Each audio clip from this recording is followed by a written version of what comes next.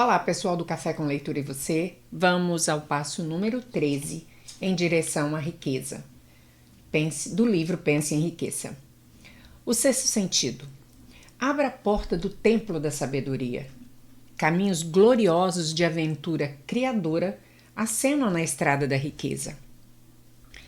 O 13º princípio é conhecido como o sexto sentido, pelo qual a inteligência infinita pode e irá se comunicar voluntariamente, sem esforço algum por parte do indivíduo ou exigências em relação a ele. Esse princípio é o ápice da filosofia.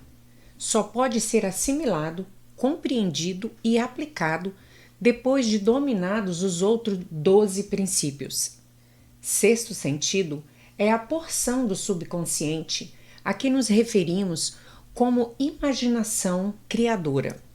Foi também chamada de aparelho receptor, através do qual ideias, planos e pensamentos passam na mente. Esses lampejos se denominam, às vezes, de pressentimentos ou inspirações. O sexto sentido desafia qualquer descrição. Não se pode descrevê-lo a quem não tenha dominado os outros princípios dessa filosofia, porque a pessoa não teria nem os conhecimentos, nem a experiência com as quais se pudesse comparar o sexto sentido. A compreensão do sexto sentido só vem pela meditação, através do desenvolvimento mental interno. Dominados os princípios dados neste livro, estará preparado a aceitar como verdadeira a afirmação que, de outro modo, lhe pareceria incrível. Ou seja, com o auxílio do sexto sentido, você será avisado de perigos iminentes a tempo de evitá-los e notificado de oportunidades a tempo de aproveitá-las. Com o desenvolvimento do sexto sentido, vem ao seu auxílio e, obedecendo-lhe as ordens, o anjo da guarda que lhe abrirá sempre a porta do templo da sabedoria. A grande causa. Primeira, o autor não acredita nem advoga a existência de milagres por ter suficientes conhecimentos da natureza para compreender que essa nunca se afasta das leis estabelecidas. Algumas dessas leis são tão incompreensíveis que produzem o que parecem ser milagres. O sexto sentido se aproxima mais de milagres do que qualquer outra coisa que jamais tenha experimentado. O autor sabe que existe um poder ou uma causa primeira, ou uma inteligência que penetra em cada átomo de matéria e se apossa de cada unidade de energia perceptível ao homem, que essa inteligência infinita converte a bolota em carvalho, faz a água correr montanha abaixo, de acordo com a lei da gravidade, faz a noite seguir o dia e o inverno ao verão, cada qual mantendo lugar e relações adequadas com o outro. Essa inteligência se chama Deus, né? Essa é a minha nota. Essa inteligência pode, através dos princípios dessa filosofia, ser induzida a auxiliar na transmutação de desejos em forma concreta ou material. O autor tem tal conhecimento através de experiências feitas e de tê-lo experimentado. Passo a passo, pelos capítulos anteriores, você foi levado a isso, ao último princípio. Se você já dominou os princípios precedentes, está preparado agora a aceitar, sem ceticismo, as estupendas declarações feitas aqui. Se ainda não domina os demais princípios, deve fazê-lo antes de poder determinar definitivamente se as declarações feitas neste capítulo são fato ou ficção. Quando me achava na idade de adorar heróis, vi-me imitando aqueles a quem mais admirava. Descobri então que o elemento fé que eu usava para imitar meus ídolos dava-me grande capacidade de fazê-lo com sucesso. Você pode empregar conselheiros invisíveis. Nunca consegui perder por completo o hábito de adorar heróis. Ensinou-me a experiência que a melhor coisa, depois de ser realmente grande, era emular os grandes em sentimentos e ação, tanto quanto possível. Muito antes de ter escrito uma linha sequer para publicar ou tentado fazer um discurso em público, tinha o hábito de remodelar meu caráter, tentando imitar os 9 homens cujas vidas e obras mais me tinham impressionado. Esses 9 são Emerson, Paine, Edison, Darwin, Lincoln, Burbank, Napoleão, Ford e Carnegie. Todas as noites, durante longos anos, mantive reuniões de conselho imaginárias com esse grupo ao qual chamava de meus conselheiros invisíveis. Eis o processo usado. Antes de adormecer, à noite, fechava os olhos e via, em imaginação, o grupo de homens sentados comigo, em volta da mesa de conselho. Não só eu tinha a oportunidade de me sentar entre os que considerava grandes, como ainda dominava o grupo, servindo de presidente. Meu propósito ao dar livre curso à imaginação, nesses encontros noturnos, era bem definido. Era remodelar meu caráter de modo a que representasse um composto dos caracteres de meus conselhos imaginários. Percebendo, como fiz cedo na vida, que teria de vencer as desvantagens de ter nascido num ambiente de ignorância e superstição, impus-me resolutamente a tarefa de renascer voluntariamente pelo método acima descrito. A época da autossugestão. Sabia, é claro, que todos os homens se tinham tornado o que eram por causa dos seus pensamentos e desejos dominantes. Sabia que todo o desejo profundamente implantado tem o efeito de fazer com que se procure expressão externa para transmutar o desejo em realidade. Sabia que a autossugestão é fator poderoso na formação do caráter, sendo, na verdade, o único princípio pelo qual o caráter se forma. Com tais conhecimentos dos princípios do funcionamento mental, sentia-me razoavelmente bem armado, com o equipamento necessário à reestruturação de meu caráter. Nas reuniões imaginárias, pedia aos membros de meu gabinete os conhecimentos que esperava de cada um, dirigindo-me a eles em palavras audíveis. Assim, Senhor Emerson, desejo adquirir seu maravilhoso conhecimento da natureza, que tanto distinguiu sua vida. Peço-lhe que impressione meu subconsciente com quaisquer qualidades que possua e que o capacitavam a entender e a adaptar-se às leis da natureza. Sr. Burbank, peço-lhe que me transmita os conhecimentos que lhe possibilitaram harmonizar de tal modo as leis da natureza que o cacto perdeu os espinhos e se tornou comestível. Permita-me acesso aos conhecimentos que fizeram nascer 2 folhas de grama, onde só uma nascia antes. Napoleão deseja adquirir por emulação sua maravilhosa capacidade de inspirar os homens, despertando-os para um espírito de ação maior e mais determinado. Deseja adquirir também o espírito da fé duradoura, que lhe possibilitou transformar a derrota em vitória e a vencer obstáculos vertiginosos. Sr. Payne, desejo adquirir sua liberdade de pensamento e a coragem e clareza de expressar as convicções que tanto distinguiram. Sr. Darwin, deseja adquirir sua maravilhosa paciência e capacidade de estudar causa e efeito sem preconceitos, o que também explicou no campo das ciências naturais.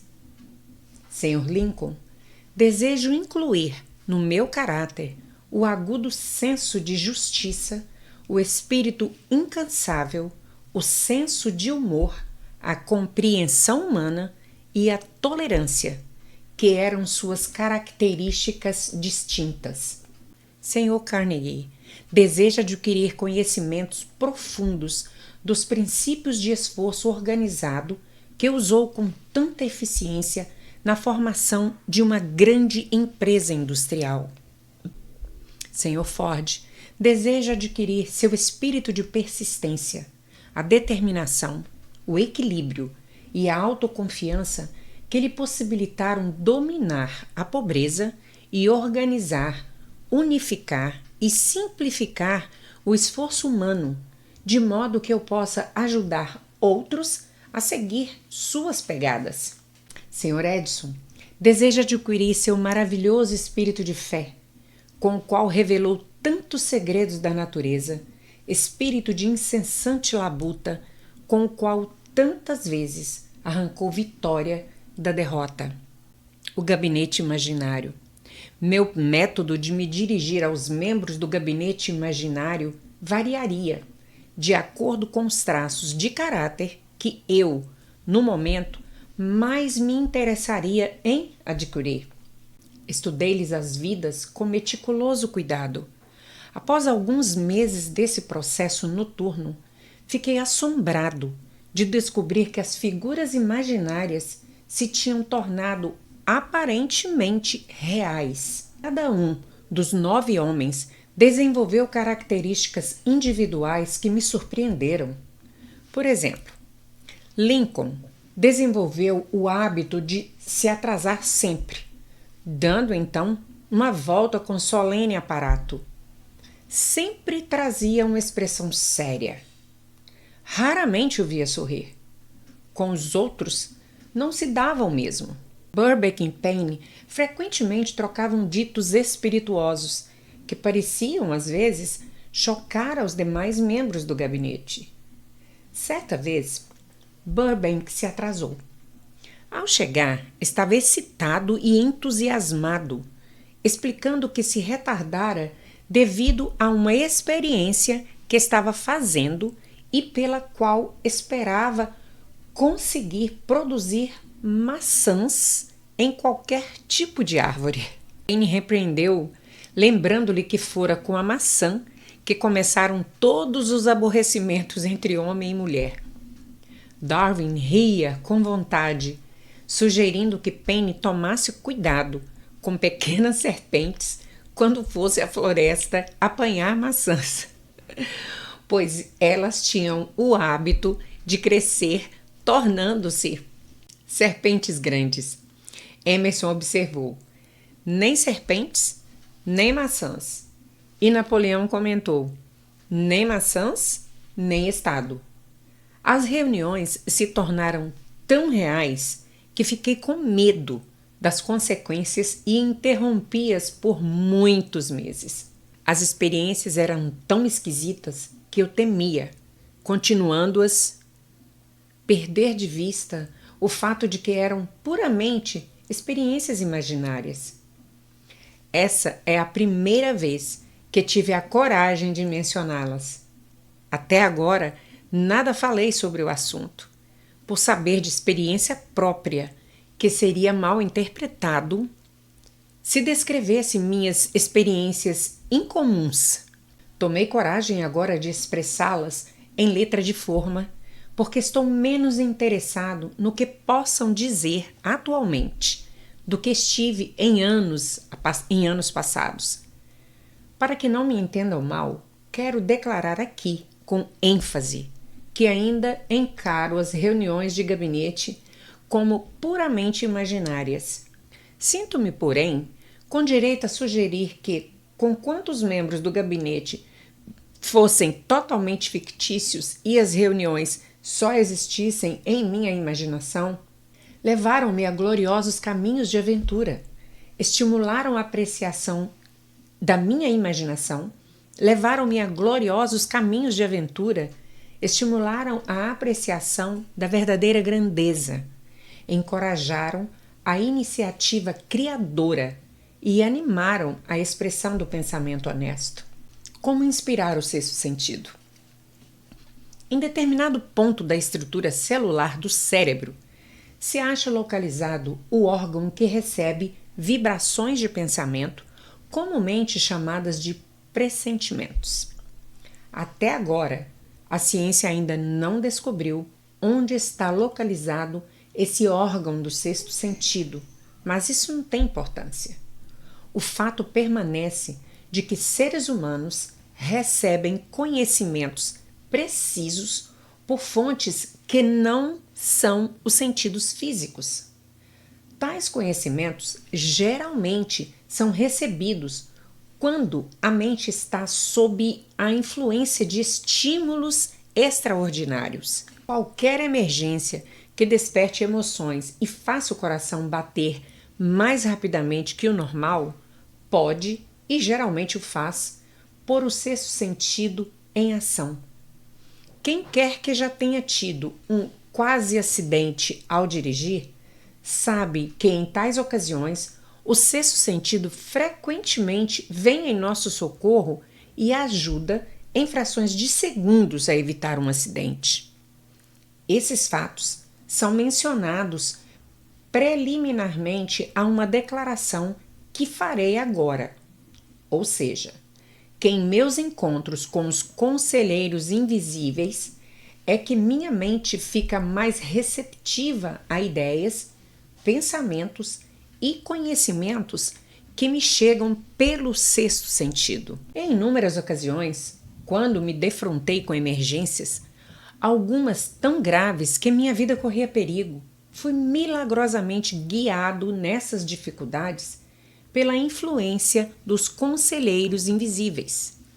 Meu propósito original, fazendo reuniões com seres imaginários, era apenas o de impressionar o subconsciente pelo princípio da autossugestão, com certas características que desejava adquirir. Em anos mais recentes, minhas experiências tomaram rumos totalmente diversos.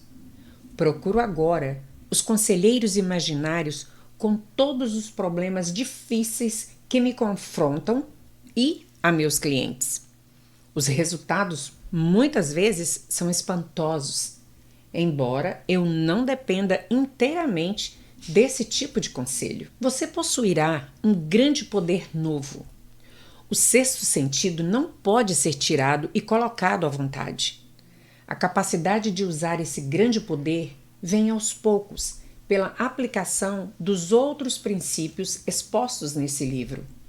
Não importa quem você seja ou quais seus propósitos ao ler este livro, não poderá aproveitá-lo sem compreender o princípio de que tratamos neste capítulo.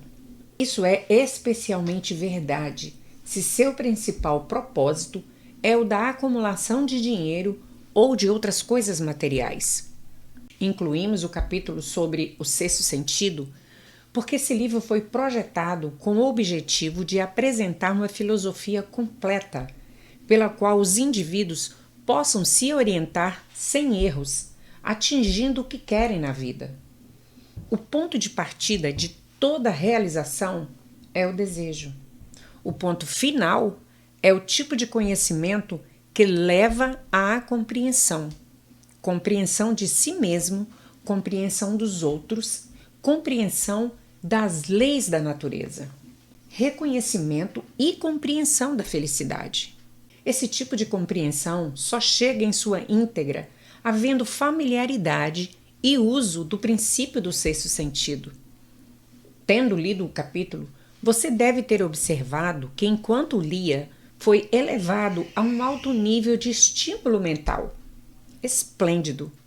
Volte daqui a um mês, leiam novamente ou ouçam novamente e observe que sua mente se elevará ainda mais no plano dos estímulos.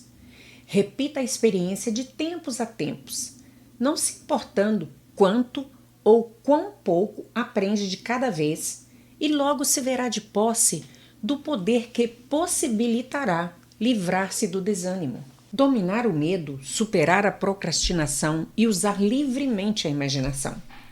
Terá então sentido o toque daquele algo desconhecido que é o espírito que impele todo pensador, líder, artista, músico, escritor e estadista verdadeiramente grandes. Estará então pronto a transmutar seus desejos em seu equivalente físico ou financeiro com a mesma facilidade com que se deita e desiste ao primeiro sinal de oposição. Pontos a fixar. Inspirações e pressentimentos não mais passam por você. Agora o inundam de dinamismo através da imaginação criadora, seu sexto sentido.